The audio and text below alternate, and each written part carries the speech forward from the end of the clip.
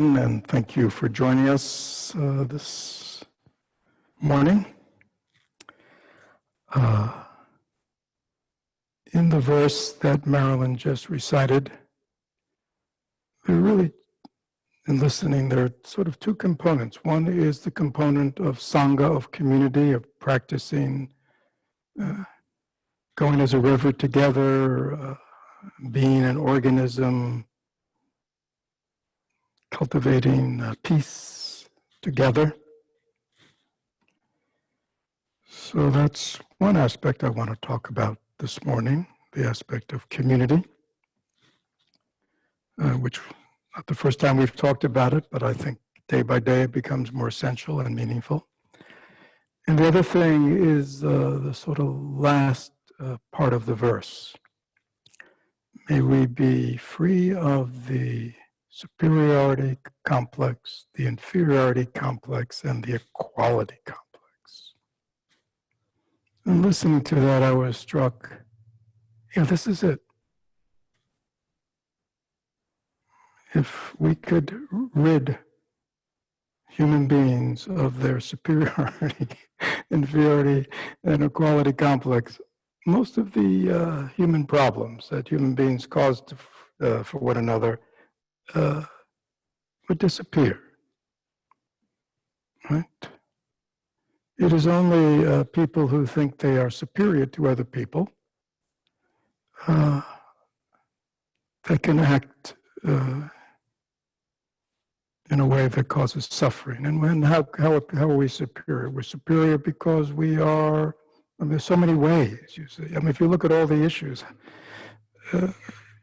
people who think they're superior kill in the moment people who they think are their inferiors. People think they're superior because of the country, their country, nationalism. People think they're superior because of their gender. People think they're superior because of their race. People think they're superior because of their religion. People think they're superior because of their economic status. People think they're superior because of their education, or they think they're superior because of their intelligence, or, lots of ways that people and peoples think they are more deserving of others. How would you sum that all up? Superiority complex. The self that stands apart and thinks it is better than. My needs are superior to yours. My need for safety, for security, for food, for water, for air is superior to yours. So I think this superiority complex is quite profound. The inferiority complex, I think I don't need to talk about, but it's sort of the other side of that.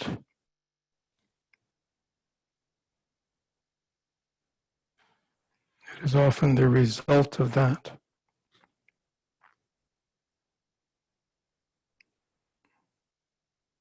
And again, the equality complex is a little different, but I think it certainly plays a role. So, may we be free of the superiority complex, the inferiority complex. So I think the issue is, how did we get here, you see? I think this is one of the fundamental ways that Buddhism approaches the world. And certainly the world, we need to look deeply into it. I remember a number of years ago, I was on a panel right here on veganism. And there was a physician who was there. He was a cardiologist at our local VA, and I think we had heard about him, or I'd heard about him, or somebody brought him to my attention. And he spoke, and he was a very interesting guy because he talked about that he was just a typical cardiologist, busy every day, treating people, putting stents in. And one day, for some strange reason, he looked a little more deeply as to why these people are showing up nonstop in his office. And he kind of looked at variables, and he came to diet. Very significant. He saw, there's one, these people, many of them are not smokers, or, a lot of the other risk factors they don't have, and yet they have significant heart problems that they need a stent, or they've had a heart attack, preventative, and he was diet. So he investigated that, he looked more deeply, and he realized, it was the consumption of meat and meat products that was a significant contributor to heart disease. And then he began to look at other areas of lifestyle.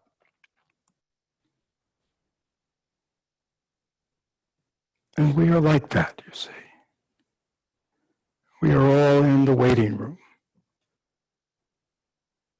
And we have our symptoms. We have our diseases. And all the ailments of the world we could look at as diseases. Violence is a disease, hatred is a disease, intolerance is a disease, injustice is a disease. Right? These are all diseases that we have, that human beings have. And the daily news is simply the manifestation of those diseases manifesting into symptoms. We look at our culture right now with this coronavirus, and we see how quickly, when it threatens us, immediately we, some of us, or some of the world, looks deeply into, what is this virus? What type of virus is it? What's causing it? The whole etiology of what's going on, looking for what? A cure, as well as future prevention. You see, we look deeply, we look below the symptoms to what's causing. And this is not easy, because we live in a world we're just flooded with information. Every day, it's simply what's happening right now, the endless symptoms. And very few people go underneath, and even when they go underneath, from a Buddhist point of view, they're just, looking at underlying symptoms. Deeper symptoms. But what is the real cause of all this? And in Buddhism, we talk about, we don't want to keep trimming the leaves of our life. The leaves are what's most obvious. We don't want to keep trimming and pruning the branches. The way most of us are, self-improving, pruning ourselves. We're taking medication, we're always pruning. We want to see that all the leaves are connected to branches, and that all the branches are connected to bigger branches, and they're all connected to a large trunk, and the trunk is nourished by the roots. What is the root? What is the root cause of our condition?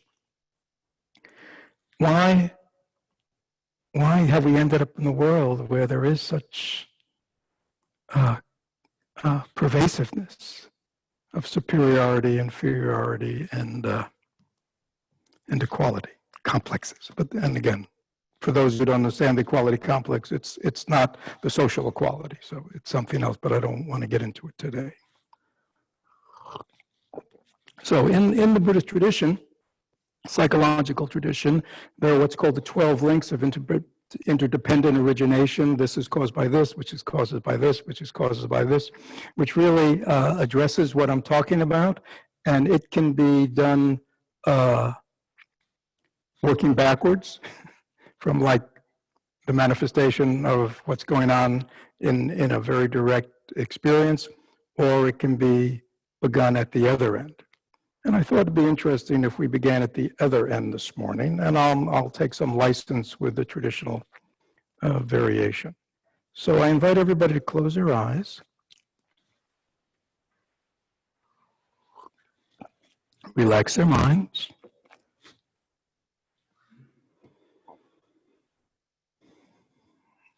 Just be present, just relax. Don't try to make anything happen. Just be here, at ease, relax, not trying to control anything.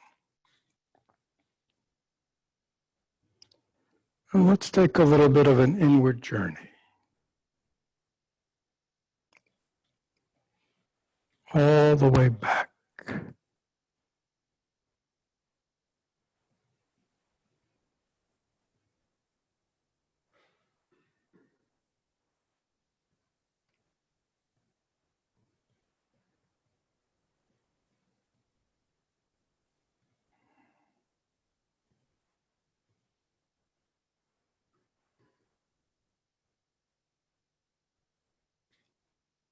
But let us also take a look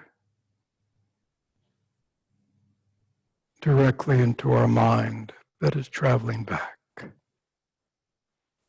Stop traveling back for a moment and just turn within your own mind and just look directly into it.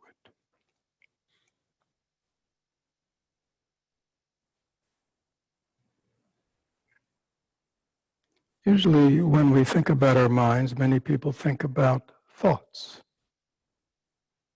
or feelings, which are things that arise in the mind. But just for a moment, take a look directly into that, which is aware of thoughts, or which is aware of feelings, or which is aware of listening right now. Just look directly, very simply, just turn, and you're sort of like, it's as if you're the mirror and you're seeing yourself reflecting. You're not focused on the reflection anymore. And what happens when we turn like this and we look directly into our mind, the most simplest thing that happens is we see there's nothing there. There's no me, there's no I. And everything sort of quiets down when we look directly at our minds. So when we look into our mind, into that which is aware, into our own fundamental awareness, we see really there's nothing there and it's all very calm and relaxed. And yet, when we look out, we see lots of things. Endlessly we see things. And we have lots of opinions, lots of ideas, lots of projections, lots of everything about the world. And yet when we look into our mind, we don't see anything really. And even our thoughts, feelings, and perceptions are just arising and coming and going. No stability, no consistency.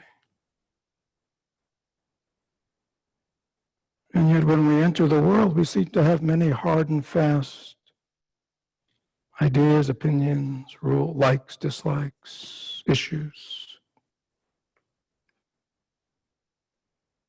So let us see how this happens, just very personally. We're not now thinking about the world, we are just within ourselves. So please, let's journey back, being aware of this kind of paradox that when we look directly in our mind, we don't really see anything. And yet when we are going about the world or letting our thoughts just run, we have thoughts and opinions and ideas and likes and dislikes and attachments, aversions about everything, nonstop. What's going on here? We're looking more deeply under the surface. So let's go all the way back. And for those of you who cannot go all the way back, sort of use your imagination to go all the way back, but be aware that when we were born, and just feel this from the inside, we had no language, we had no thoughts. See if you can just imagine, and all of us, and everyone is the same.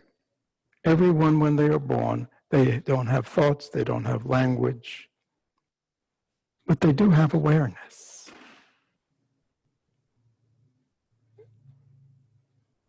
If you've looked at an infant and they've looked at you, you know they're aware. They're very present, they're very aware, they're very alive. And they look at you. So just see if you can, just even in your imagination, imagine that this is where you started in this life. You didn't have a name for yourself. You didn't have a name for anything. You didn't have an idea about anything. Can you just imagine for a moment inside? Just imagine what that's like. Simply to be aware, without being able to label or define anything. And yet, totally alive, present, and aware. No problems, no issues. If there are so-called problems, they're very direct. Cold, wet, hungry.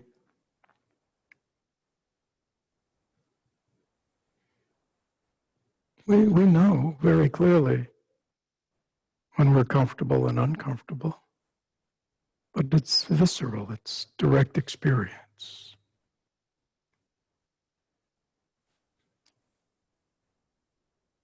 So that's where every human being begins. In this kind of state of purity, we might say. Our minds totally uncontaminated.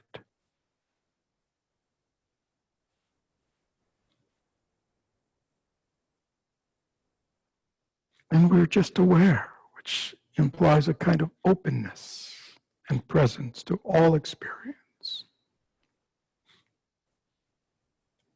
That's where we all begin. Every human being begins here. Please be here. And then what happens, you see? Then what happens? We are born into the care of, let's say, our parents. Now they have words. They have names. They give us names. They give us words. They give us labels, and they encourage us to develop labels for everything in our world. We learn the names of things from the world around us. And most significantly, they give us a name for ourselves. They give us each a name. And they tell us, this is you. And this is me, they tell us. They give us their names.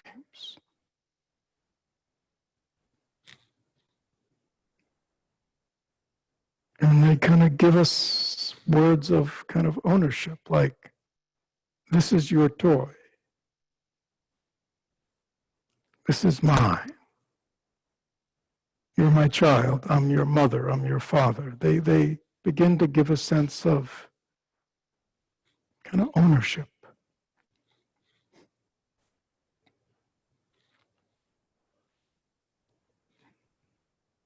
But our parents also have more complexity to their minds. They have personalities, they have identities, they have values. They have perceptions, they have ideas about themselves and the world. And they pass it on to us. Some unconsciously, just by being in their presence and living with them. Some very consciously, they train us They pass on their views, their ideas, their likes and dislikes. They pass on their identities. Now, where are they getting theirs from? Well, they got theirs from, the way they were raised, but they're also in the world. And in this world, there's all kinds of ideologies and ideas about religion and society and race and money and value, and right. So they're very conditioning and historical. I mean, there's so many economic, social, so many things that have impacted them that they are now transmitting to us. Can you feel your mind beginning to, we call that develop. But all of a sudden, without even consciously knowing, you have a name for everything. You have an identity for everything. And already you're developing all kinds of ideas about yourself and life that you are incorporating, and yet you're just absorbing it from the external world. We really have very little control over what's being put in to this original pure awareness. And again, depending on what it is and the quality of what it is and everything, we're beginning to incorporate our own views. Now, combine that with another thing that's developing, which is self. This way that we identify everything that is happening as it's happening to me. It's not just happening, like when we were young. Now it's happening to me. And so we begin to construct unknowingly an identity. And it's not just a name of, like, say, Fred or me. It also has all the stuff that I've gotten, all the ideas and the values and this, but also lots of, I'm having experience too. So I have my likes and my dislikes, things I want, things, right? And I'm relating that all to me. I like this. I don't like that. I want this. I don't want that. I need this. I don't need that. And it just it's all growing.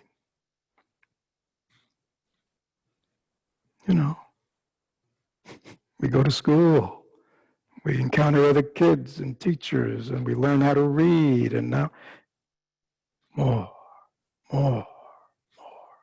And we think we're just taking it in, but we're not, because already from those early years, our minds have already been very conditioned. And we already have a fairly sophisticated, growing over the years, self-identity of who I am, who I'm not, kind of person I am, good, bad, superior, inferior.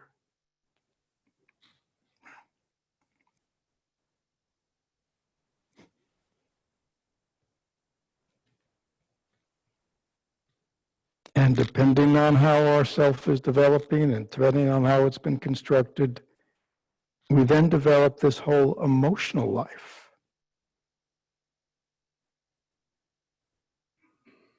When we don't get our way, we are angry.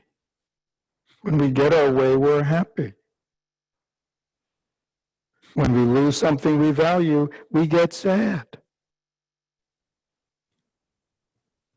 When we're concerned about how people are judging us or whether we're going to win or lose or, what's going to happen to me, we get scared, we get anxious.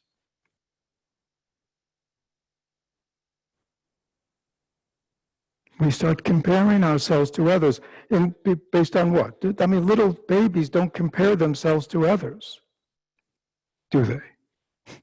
No. And they don't judge themselves about their abilities, about their toileting habits, about their eating habits, do they? They're free of all of that. But by the time we are a little more older, we are no longer free of that. We're very self-concerned, very concerned about how people perceive us and how the world perceives us and how they judge. And we now internalize all that within ourselves.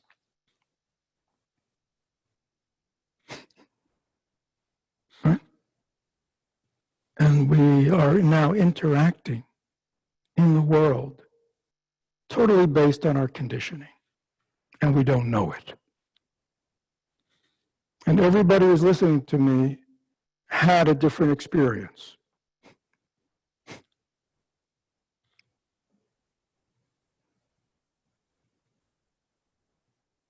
And we are the product of that experience. And we think it's me.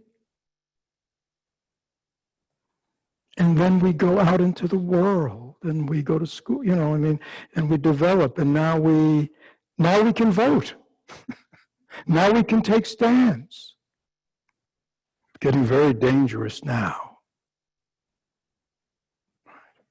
Now I have rights, right?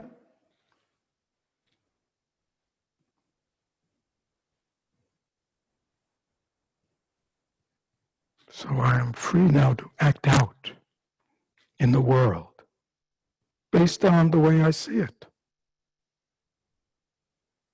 And based on whether, I think I'm superior to others or inferior to others or just as good as everybody else, I act in a certain way. And then we clash. Egos clash. Groups of egos clash. Groups of egos find each other. Because who do we like to hang with?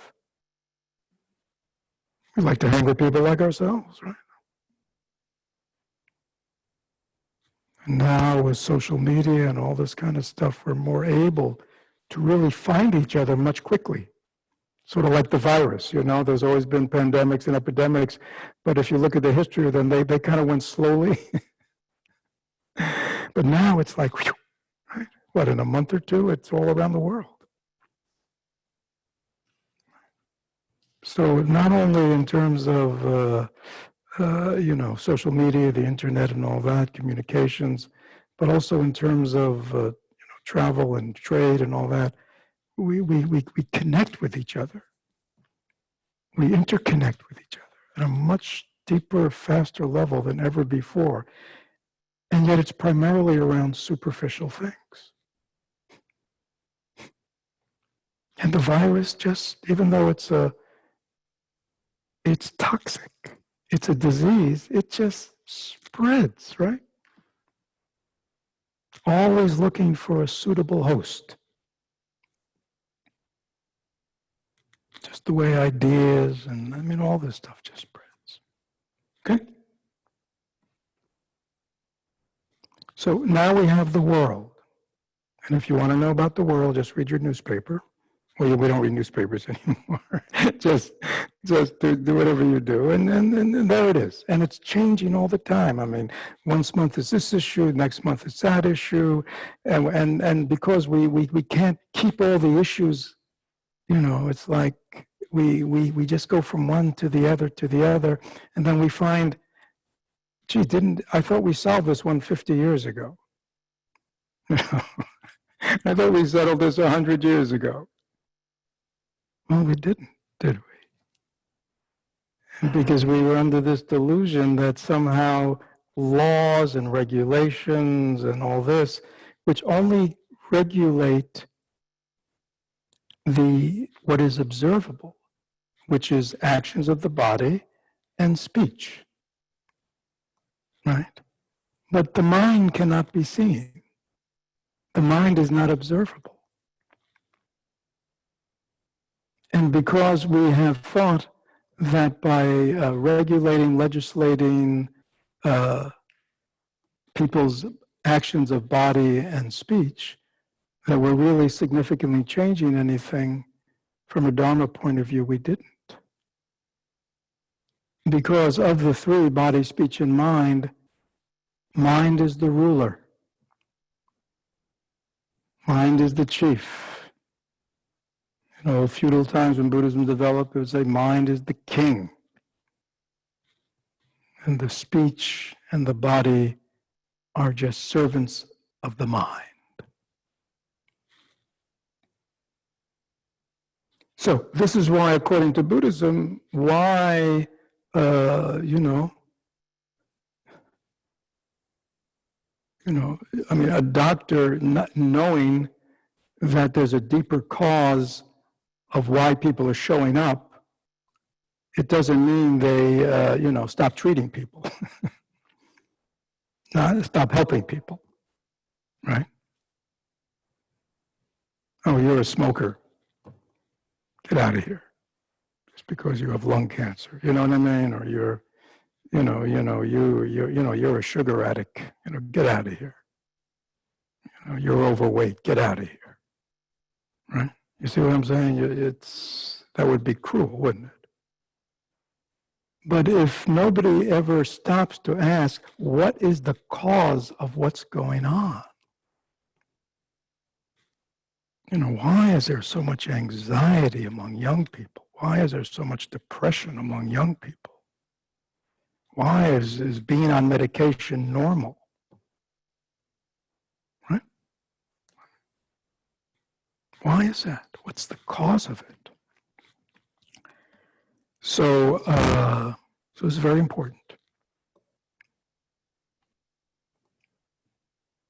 But you see, most of us have forgotten where we began just 15, 20 minutes ago. You see, we've forgotten that.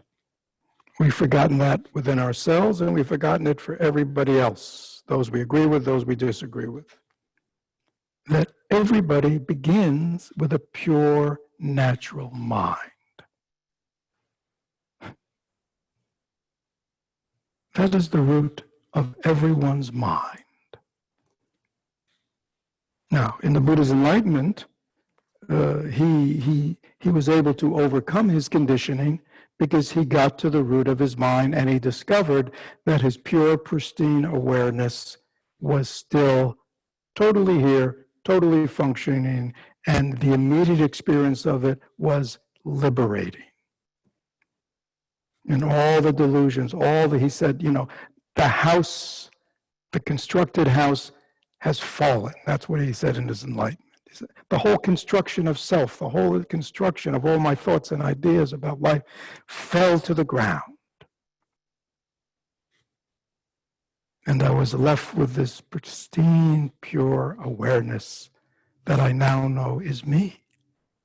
He called it Buddha nature, awakened nature. And it has a knowing, and it has an intelligence, and it has a purity. And that this is here, right now. That everything's been constructed in our mind over it. It covers it, but it's still here. And so that's what the Buddhist path is about. And according to Buddhist teachings, as long as we are dealing only with symptoms and not treating the cause, symptoms will endlessly manifest. And people may get healthy for a while, the world may get healthy for a while, cultures may get healthy for a while, but then it'll pop out over here. It'll pop out over there, right? And then we know that even as individuals that happens, right? Things go okay for a while, we work through something, right?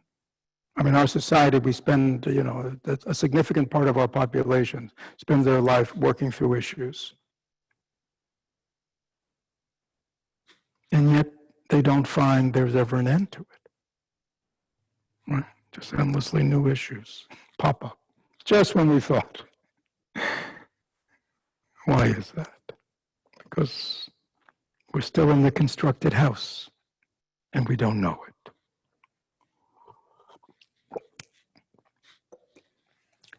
So I want to, so this is the kind of the very personal way that the Buddhists at the deepest level look at the world and the people in it and what's going on. Now, the other thing that Marilyn was going on and on about in her verse was about community, sangha. And in this day and age, even though he can no longer speak since he had his significant hemorrhage, Thich Nhat Hanh is really probably the man who's kind of looked deeply. And so I've gone back and I was fortunate to meet him in the mid-70s when he was still very much talking in the way that I want to share today. So first I'm going to read from a book that was published in the mid-70s called The Raft is Not the Shore. It was a series of dialogues between Thich Nhat Hanh, or Thai, and Dan Berrigan. Dan Berrigan, for those of you who don't know, a Catholic priest, a Jesuit, but also a very wonderful man and a very strong war resistor to all violence.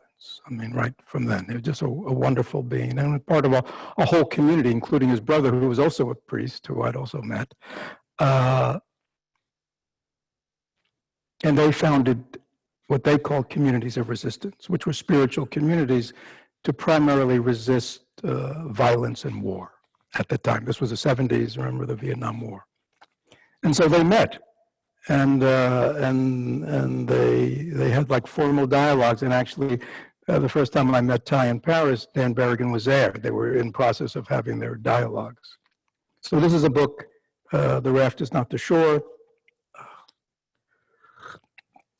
And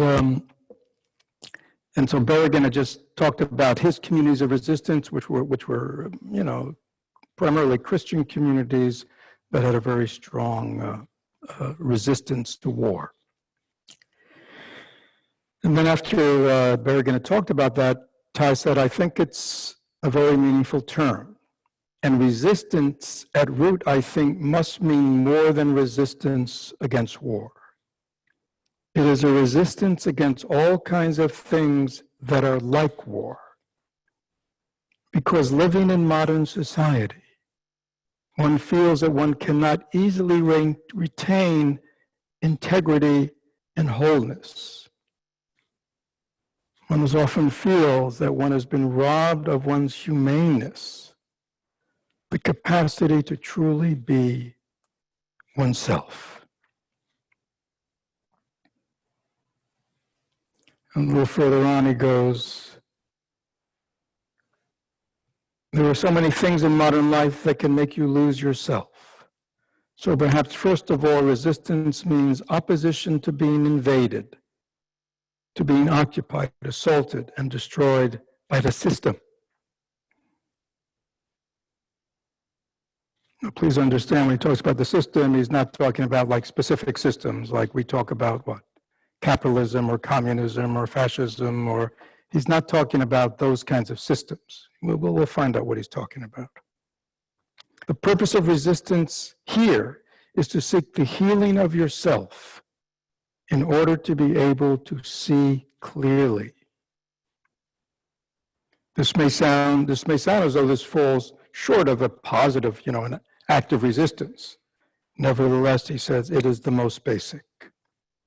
I think the communities of resistance should be places where people can return to themselves more easily, where the conditions are such that they can heal themselves and recover their wholeness. And then a little later in their dialogue, he says, I look, and he had tried in actually Vietnam to form a community like this. But the war had totally uprooted the whole thing. And he says, I look for communities of resistance, beautiful, healing, refreshing both in surroundings and in substance. In such communities, you can meet people who symbolize a kind of freshness. Their look, their smile, their understanding should be able to help. And then he talks upon other characteristics. So for me, this is when I first learned about communities of resistance from Thai. And And that sangha, for him, was a community of resistance, which was very interesting. Most of you know that traditionally sangha really has to do with the Buddhist, those who practice the Buddha's way. The Buddha Dharma is the sangha, and usually it's called the fourfold sangha, right? They're based on the kind of vows one's taken. There are, in the sangha, there is the ordained monastic sangha, nuns and monks who take hundreds of vows and live, as you know, a celibate life and a kind of a life, somewhat removed from the world. And then there are lay people like ourselves who take the 5 mindfulness trainings or precepts and practice within the worlds. But traditionally, their roles and hierarchy are very different. And so that's kind of the traditional meaning of sangha. But you can see Thai, it means something totally different. Communities of resistance. And actually in it, he actually says that he thinks ideally sangha should be, but they're no longer. He said because in the monasteries or whatever, people just pray and meditate, but they don't really relate to this deeper disease which is in his culture. And actually the community he founded in Vietnam was a community in which monks and nuns and lay people were equal. And there actually were no rules. Being a monk with 250 rules, he must have found that very liberating, but they had no rules. So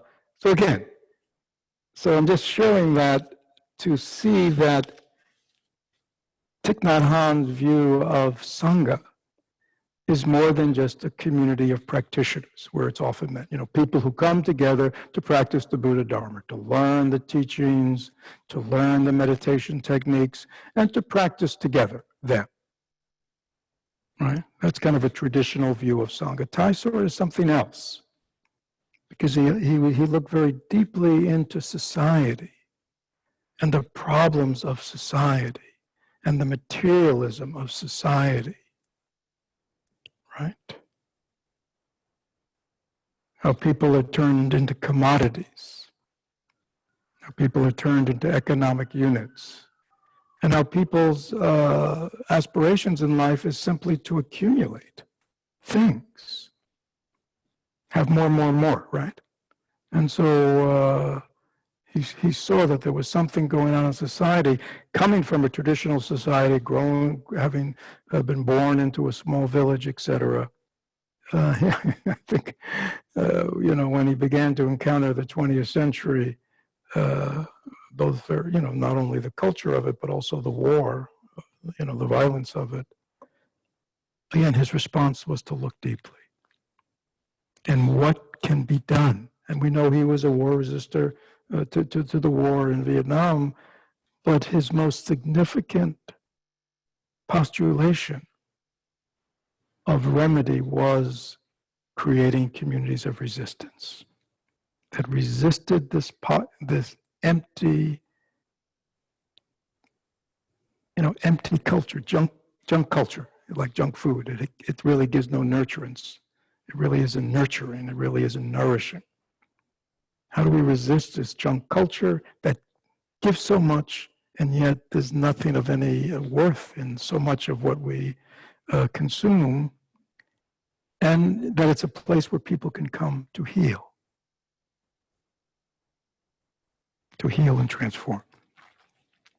So one of the first books that was published in America by Thai was called Zen Keys. Very profound book. I really hope if you haven't looked at it, you take a look at it. It was originally published in French, and I was somewhat involved in bringing it out. I mean, very smallly, but I knew people to be the translator, and I worked with Kepler on the introduction and stuff. So I just want to read a few things to give a sense of Zen and Thai and the path. He says, the picture of an enlightened person is that of a free human being who possesses spiritual force and who is not the plaything of chance, right? Remember we talked about all our conditioning? That's the plaything of chance. We're born in a certain family because of who they, and then up to now our life, we are the plaything of chance. The enlightened practitioner sees themselves in their true nature, knows themselves, and possesses a clear view of reality. The reality of who and what they really are, their true being, and of their social situation. This is the most precious fruit that Zen can offer us. The way of living an enlightened life, of being an enlightened person. Now, enlightened, don't think like that's the Buddha. The Buddha is great enlightened. All of us have the capacity to be enlightened. All of us have the capacity through our practice to touch the pure nature within us. All of us have the capacity of learning to see clearly, to know nurturing, nourishing food from junk food. We all have the capacity of being enlightened. The light goes on. The way of enlightenment is considered to be the most fundamental and most beneficent contribution that we can make to life. It's a living tradition that can make sober. I don't know about sober, because I think sober we think about in terms of intoxicants, but I think meaning somebody who's not, not a lightweight, healthy, well-balanced, and stable people. Zen has this, Zen enlightenment gives this kind of sobriety, vitality, and serenity. And this is an issue. I don't usually read like this, but I think it's so important, and why should I paraphrase?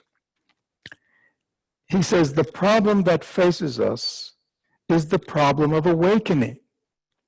Did anybody read that if they read the paper today? If that's the most significant problem that we were facing today?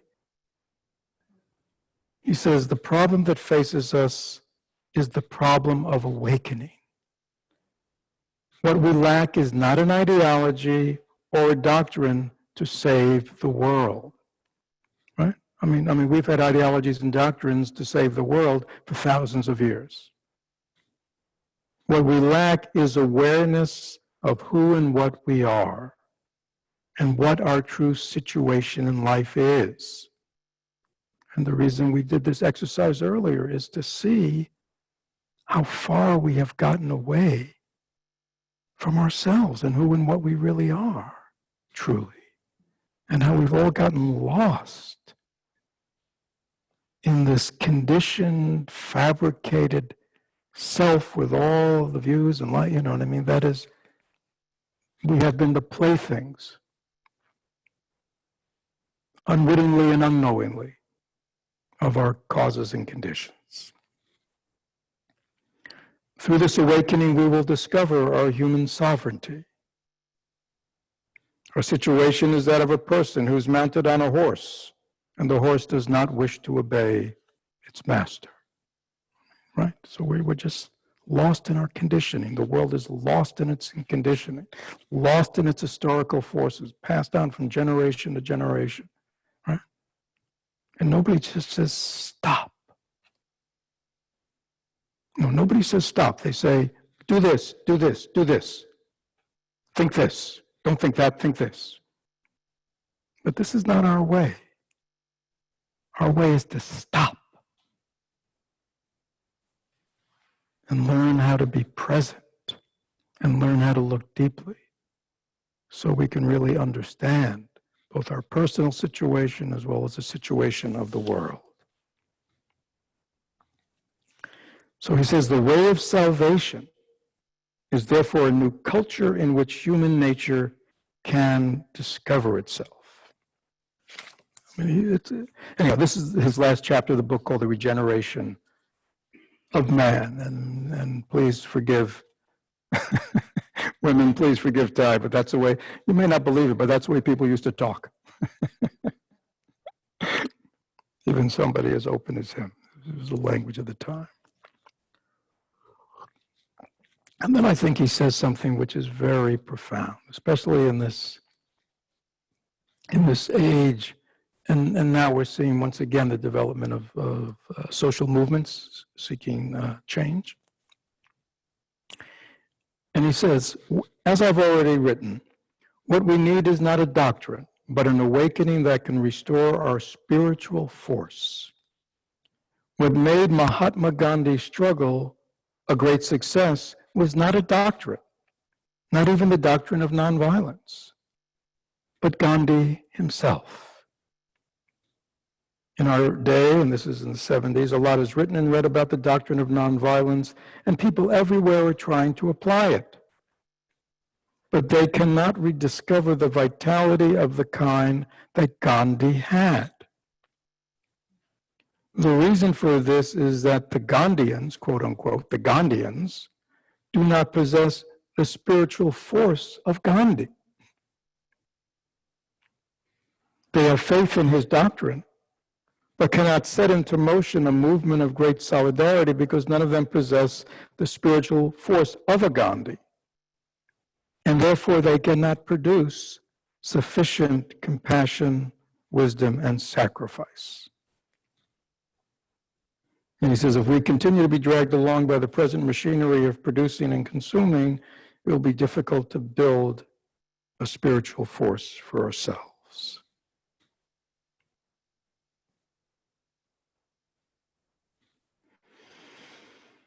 Anyhow, there is a need to be a human being again.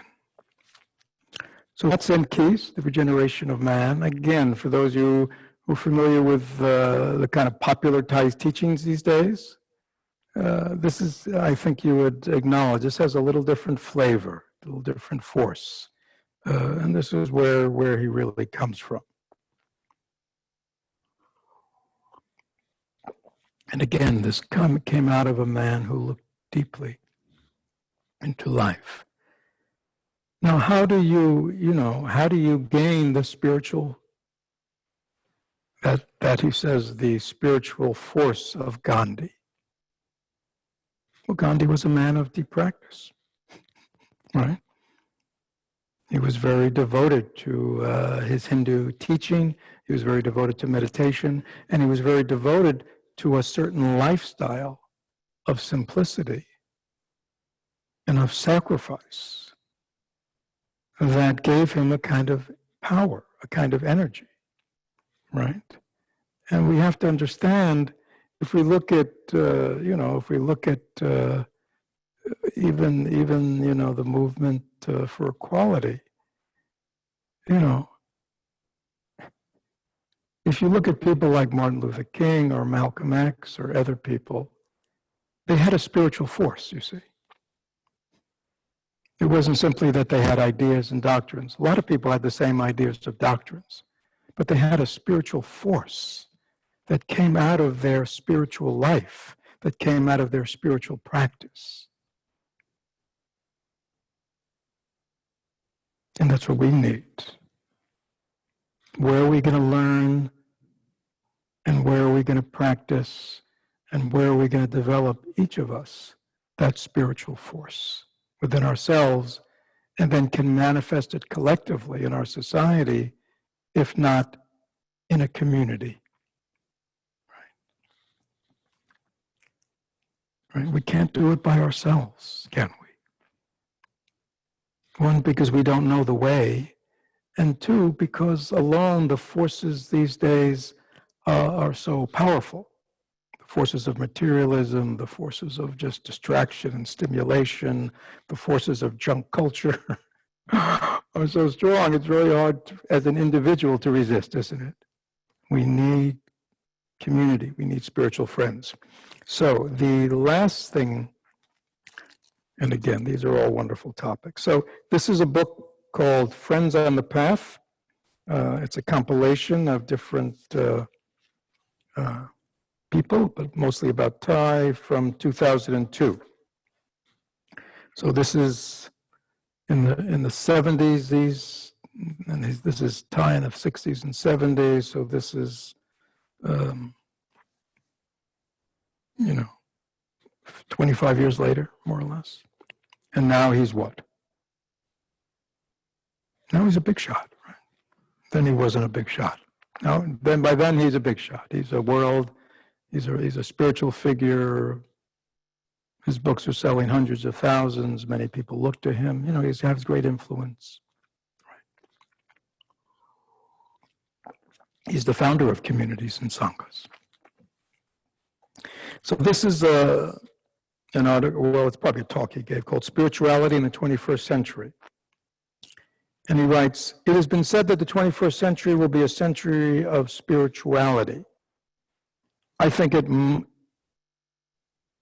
must be a century of spirituality if we are to survive.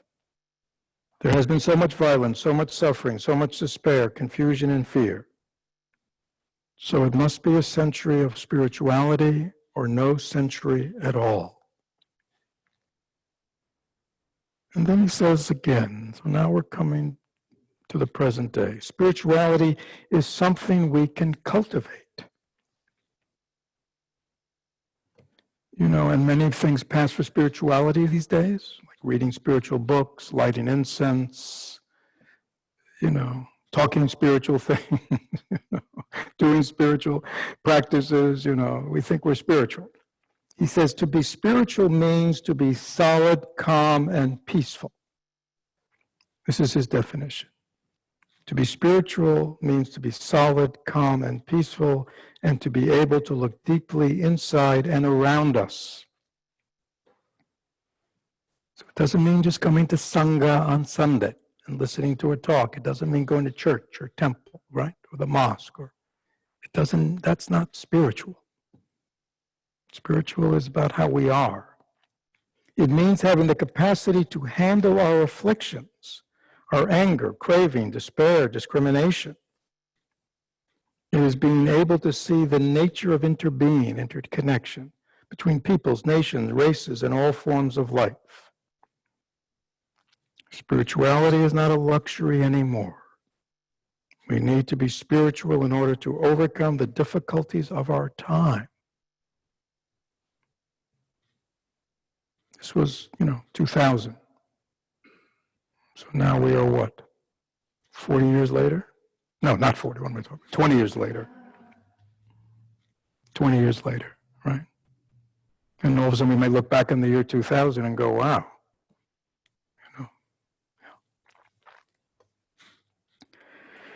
Alone we are vulnerable, but with brothers and sisters to work with, we can support each other. We cannot go to the ocean as a drop of water. We would evaporate before reaching our destination. A true sangha is a community that practices the teachings of liberation and becomes free. A true sangha practices the teaching of understanding and becomes more understanding. A true sangha practices compassion to become more compassionate. If we support each other, we will become much stronger, and we can easily resist the temptation of despair. The essence of a sangha is awareness, understanding, acceptance, harmony, and love. When you do not see these in a community, this is not a true sangha. And he says, and you should have the courage to say so. So please, he's saying, the essence of a sangha is awareness, understanding, acceptance, harmony, and love. So please, if anybody in our community or visits our community and doesn't see those elements present, please have the courage to point that out. But when you find these elements are present in a community, you know that you have the happiness and fortune of being in a true sangha. So anyhow, this is called Friends on the Path. You can read it yourself. I know this is kind of, we don't have too much time, but, are there any questions about what has been shared today? And you can chat them in. Look, if you look at the bottom of your screen, there's a chat function, and Bill is back ably monitoring the audiovisual. And so Bill will see your chats and will say them out loud to me. And we'll maybe spend 10 minutes. I'm sorry, but I get carried away by Ty's early writings. So please, and anybody in the hall, again. So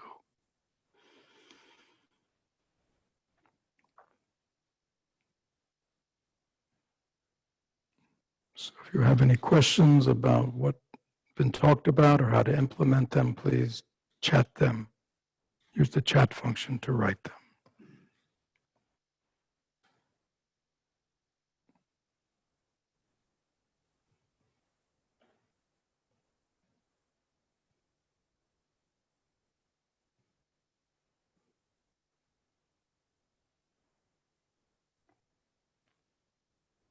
And again, anybody in the hall too, or not. I mean, maybe, yes. Raven. Is this going to be a brief question? Oh, no, because then I can repeat it. We don't need to give you a mic. Okay, so the question is?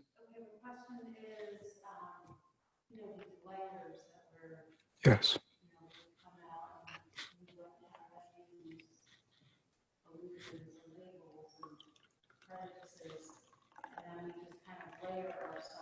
Mm-hmm. So Raven is saying, she's just kind of repeating that, all this conditioning, all these layers that have now been fabricated deeply into our minds. Yes. And now we are meditating? Uh-huh.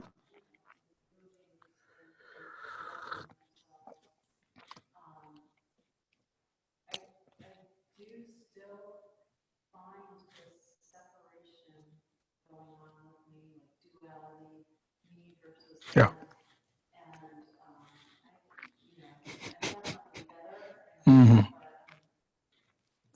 Yeah. So Raven's saying, yeah, she's been working the program, and she can see lots of positive changes, but still there is this sense of dualism, separation.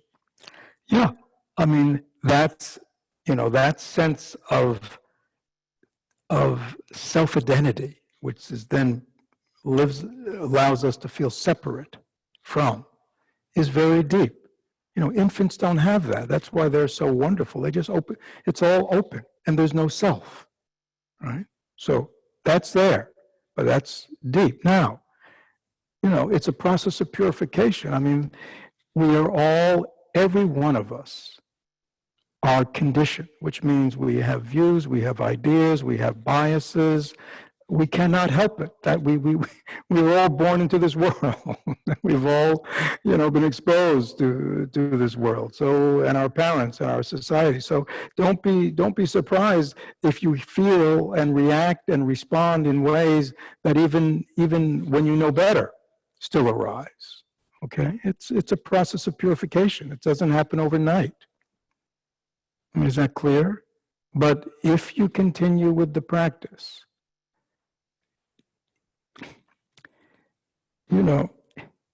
if these windows were totally encrusted with dirt, we couldn't see outside at all. And many people like that. They're just totally lost in themselves.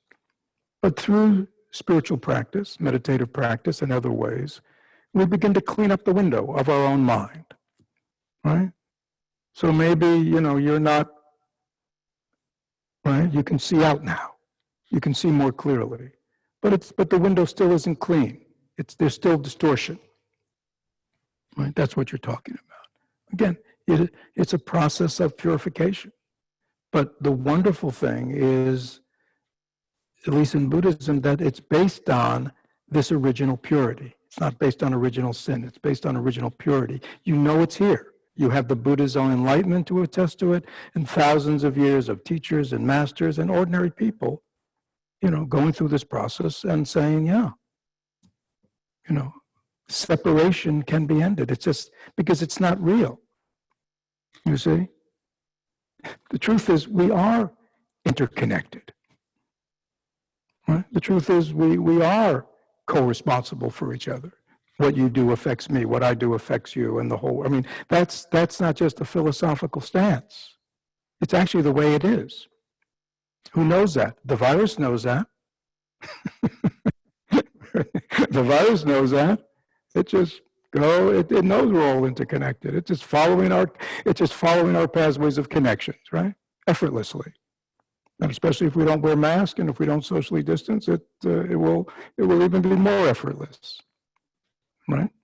So, I mean, this is where you have to, Buddhism is not faith-based in a traditional sense. which has to do with the Creator and faith in the Creator and stuff like that. But, but there is an element of faith here, which means you have to believe in the Buddha's enlightenment and what he said at that experience, and that, it has been replicated for thousands of years.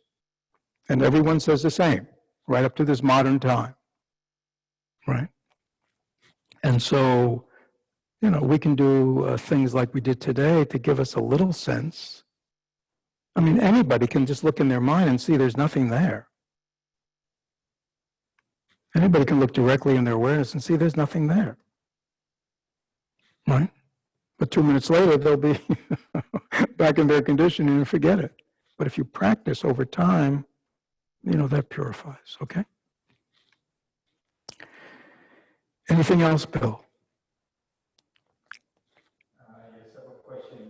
Several questions have come in. So one is, communities of resistance resonates with me. How can we create this within our sangha? Well, I mean, in my own arrogant way, I think we've taken wonderful steps, to be honest with you. I think we're on the right path. I think we have a community. And I think people who come here are struck by the genuineness of people. I mean, I do a new members tea, just as our community has grown. I'm not able to kind of know everybody anymore. Actually, I don't know. And especially with, the shutdown, but I'm doing virtual teas. And I would say the predominant, which has convinced me of the truth of all this, the predominant, when I ask people, why did you come to Florida Community Mindfulness? There are many Buddhist groups out there, meditation groups, why? And I would say, very rarely do I hear it's because of you, Fred, because of the teacher. So that's, I have to deal with that. And also this, I don't hear the first thing from most people saying, well, it's the Dharma, you have it, or the meditation. The interesting thing is many people, say, it's the community. They say, when I first came here, I was just struck by the naturalness and genuineness, the way I was greeted, the warmth. And that, there doesn't seem to be any politics, no posturing, no spiritual posturing. People feel, and to me, that is, I think we are well on our way. I mean, we will grow. We're only really, we've only had this building, and really been using it for maybe 6 years. I mean, I think this community's done wonderful, and it's not because of me, it's because of all the community and all the people who participate. Because I think people are very sincere about practicing, right? It's not just people just don't pay lip service. I mean, I'm involved in a Bodhisattva intensive now. I think we have close to 100 people in it.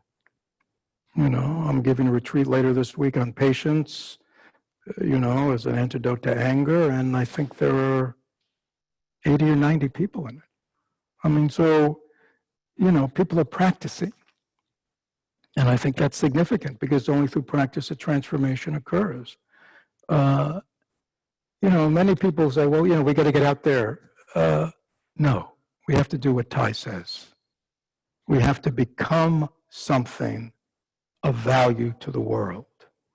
And not just in our ideas, not just in our ideology, just not on our stands. Many people say we should be taking stands on this and that, endless stands. No. It's very clear. Thai is saying we have to become a kind of person that has spiritual force. And then when we go out in the world as individuals or communities, we'll be able to act in a meaningful way. But if we just have ideas and views and, it'll be very weak. And that's why there have been many wonderful social movements in our country over the years, in the world. And yet here we are. Why is that? Right? As look at India now. Produce Gandhi. Look at America, Martin Luther King. We've had, but the movements, and we're part of a movement, haven't had that spiritual force because it takes time to transform, right? It takes time to purify the mind. And that's, we're impatient. Many people would love a drug or love to come in and have instant transformation. Unfortunately, it doesn't work that way. There are many other things can be done quickly. Developing spiritual power takes time. Developing a community that lives in awareness and harmony and all the things that Thich says takes time. It takes caretaking. You don't just go, all right, we've done it for 2 or 3 years, now let's get out there. No, we'll be like all these other groups. They come and they go. Right? So if we want to establish something of meaning, we have to give, be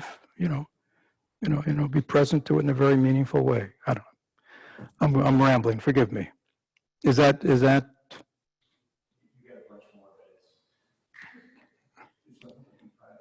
11:55. So maybe you could save them, and maybe there's a way that I could address them if they're different, different than what we've talked about. Yeah, yeah.